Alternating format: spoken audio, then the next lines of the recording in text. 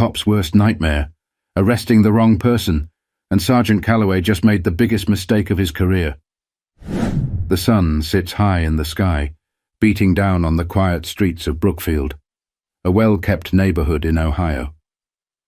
It's the kind of place where the sidewalks are lined with perfectly trimmed hedges, where morning joggers move in rhythm, and where police patrols are routine but rarely necessary. Sergeant Brian Calloway cruises through, one hand on the wheel, the other resting lazily on the radio. 20 years on the force, and he's seen it all.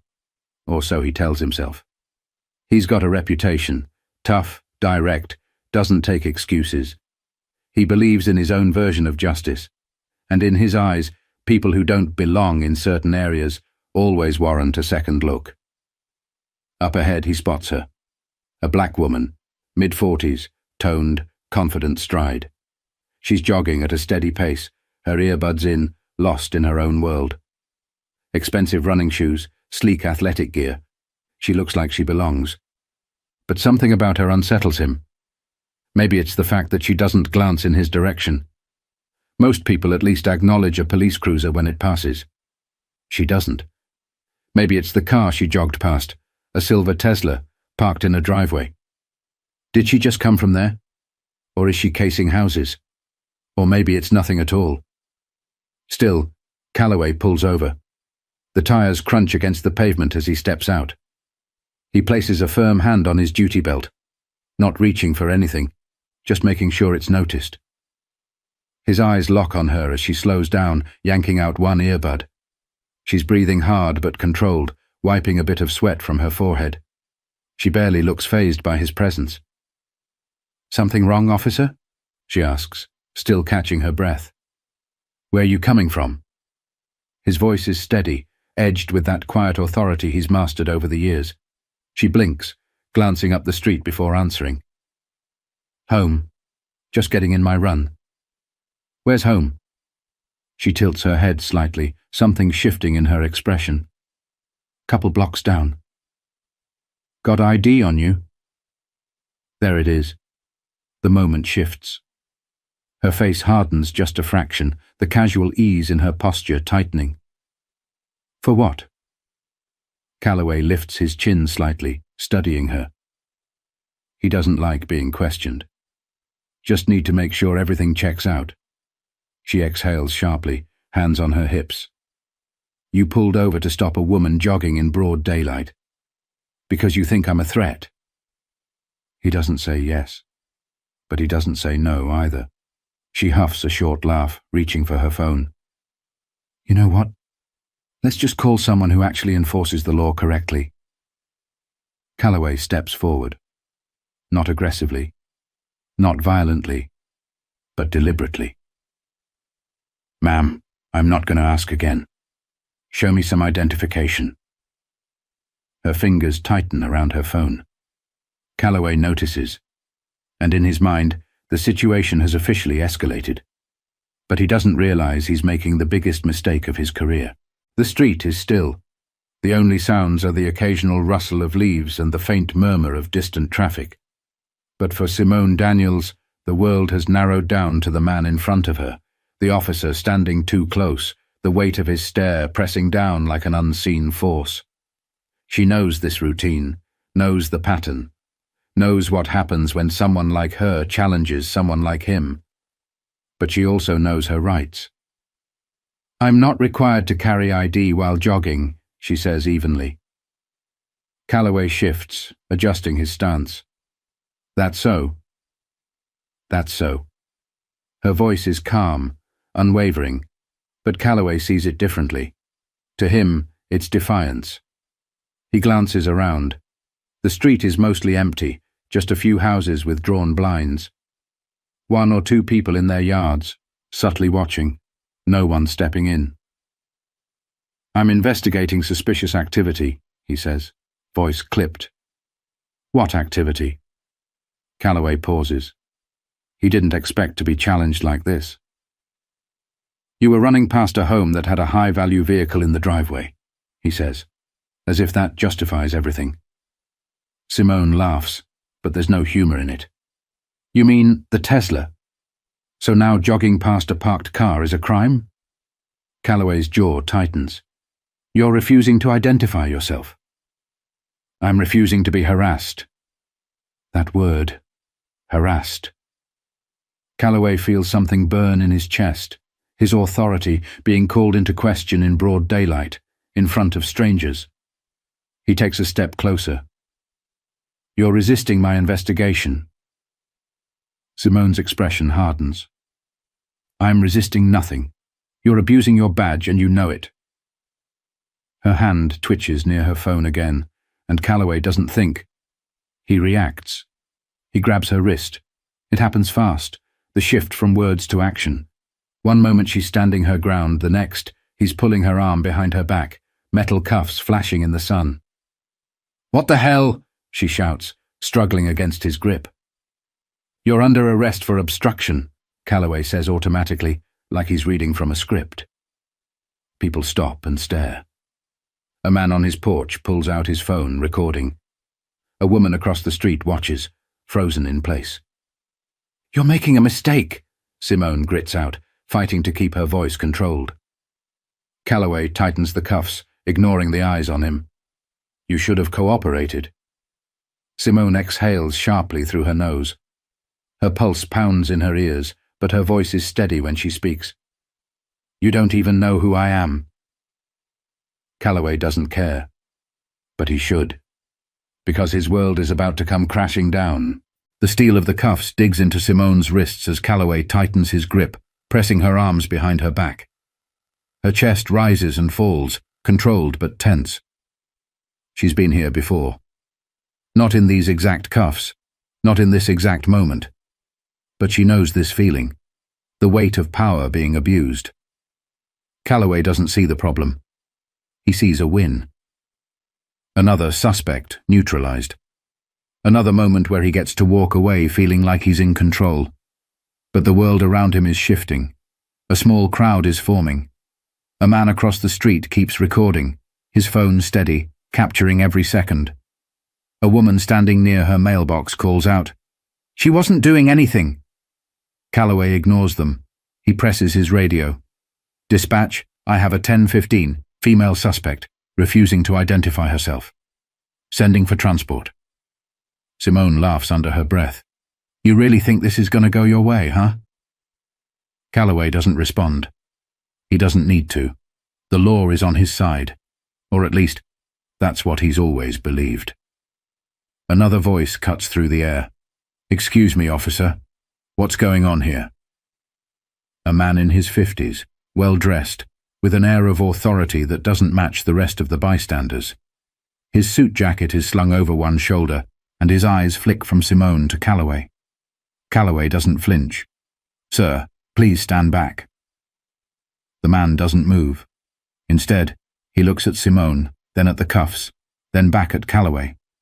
"I asked what's going on." "She was being uncooperative," Calloway says, his voice firm but slipping, just slightly. The man tilts his head.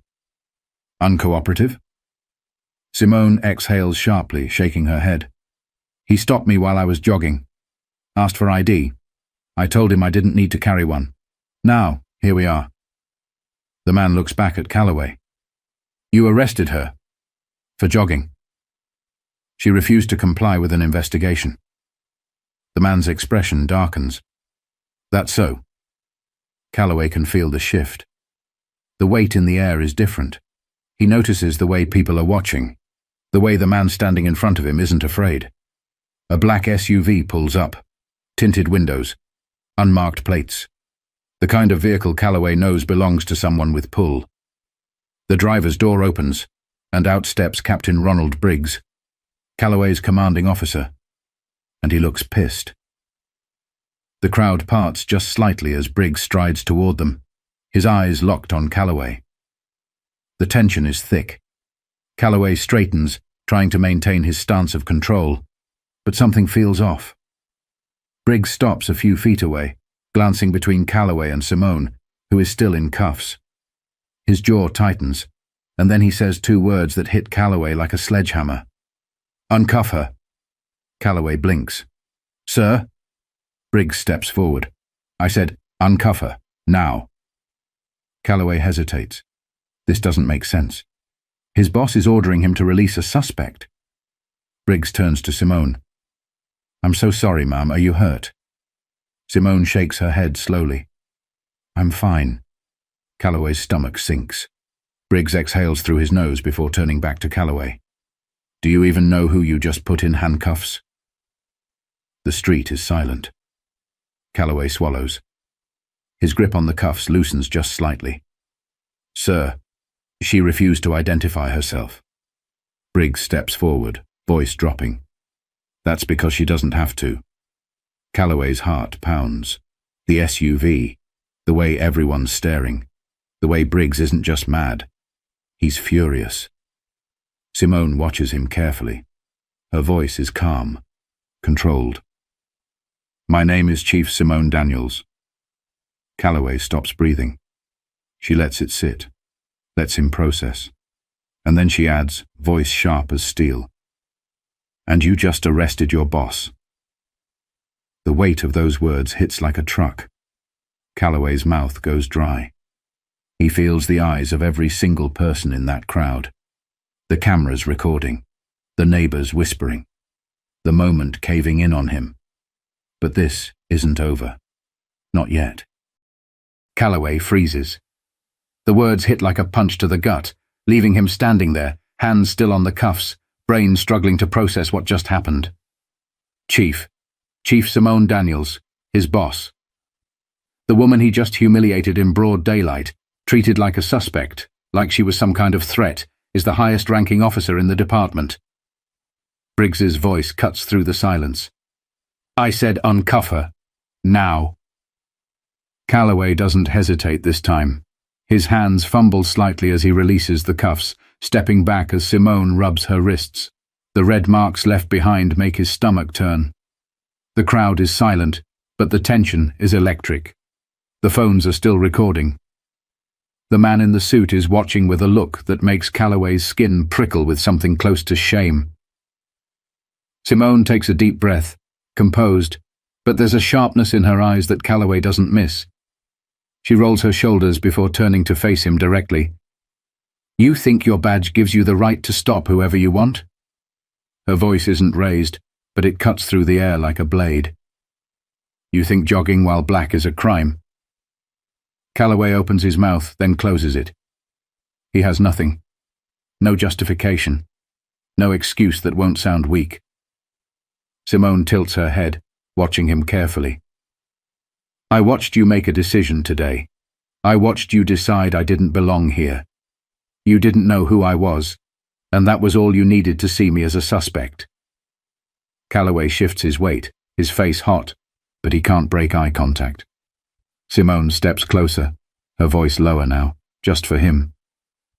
You put your hands on me. You humiliated me. You were ready to throw me in the back of a squad car over nothing. And if I were anyone else, if I weren't in this uniform, you know exactly how this could have ended. Calloway swallows. His hands twitch at his sides.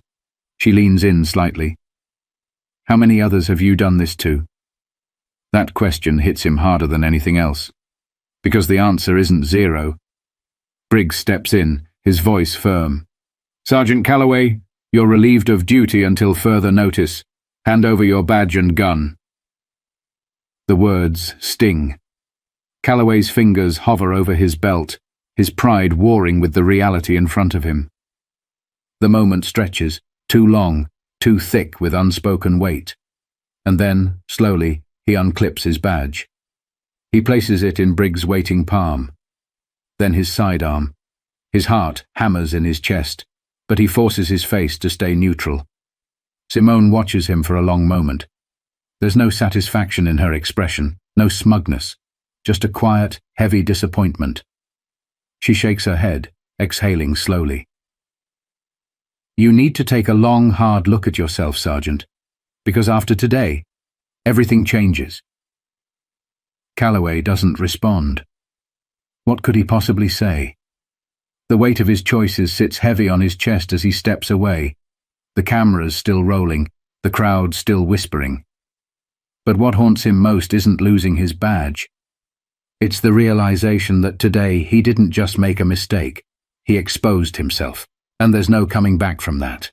Calloway sits in his car, staring at the steering wheel. The engine is off. His hands rest on his lap, fingers slightly curled, as if they still remember the weight of the cuffs he placed on her wrists. His badge and gun are gone. His career hanging by a thread. The air feels thick, suffocating. He finally looks up, watching the neighborhood unfold in front of him. The same quiet street, the same trimmed hedges, the same houses that looked so normal just an hour ago. But now, everything feels different. He watches as Chief Simone Daniels stands near her SUV, talking to Briggs. Her body language is controlled, but there's a fire in her eyes that he can't ignore. He sees the way the bystanders watch her, not as a suspect, not as a threat, but as a leader. The weight of what he did settles deep in his gut. For the first time in years, Calloway isn't sure of himself. He's prided himself on being a man of the law. He believed he was fair, that he only acted when necessary, that his instincts were always right. But today his instincts were wrong, and it cost him everything. Briggs finally finishes talking and heads toward his own vehicle. Simone turns, locking eyes with Calloway through his windshield. She holds his gaze for a long moment. Then, slowly, she shakes her head, just once, before climbing into her SUV and pulling away. Calloway watches the taillights disappear. His chest feels tight. He exhales, gripping the steering wheel. A year ago, he would have found a way to justify what happened, would have convinced himself that he was in the right, that she was just another person making a scene. But now he doesn't know. And that's what scares him the most. Power doesn't always come from a badge or a uniform. Sometimes it comes from knowing who you are and what you stand for. Calloway thought he was in control, thought he understood justice. But justice isn't about who holds the power. It's about how that power is used. How many times has this happened to someone who didn't have a title to protect them? How many people have been thrown into handcuffs for doing nothing at all? This story isn't just about one bad cop making a mistake. It's about a system that allows mistakes like this to keep happening. So the real question is, when will it stop? And who's willing to do something about it?